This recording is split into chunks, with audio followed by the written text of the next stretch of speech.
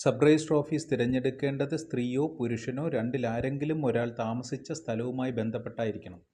വധുവിൻ്റെയോ വരൻ്റെയോ സ്ഥലത്ത് രജിസ്റ്റർ ചെയ്യാൻ താൽപ്പര്യമില്ലെങ്കിൽ മറ്റേതെങ്കിലും സ്ഥലത്ത് 3 മാസം താമസിക്കുകയും ആ സ്ഥലത്തെ ലോക്കൽ ബോഡിയിൽ നിന്ന് ഒരു റെസിഡൻസ് സർട്ടിഫിക്കറ്റ് വാങ്ങേണ്ടതുമാണ്.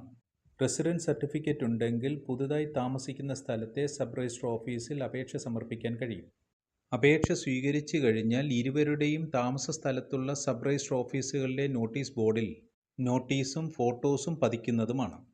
ആർക്കെങ്കിലും ആക്ഷേപമുണ്ടെങ്കിൽ അപ്പീൽ പീരീഡായ 30 ദിവസത്തിനകം സമർപ്പിക്കേണ്ടതാണ്.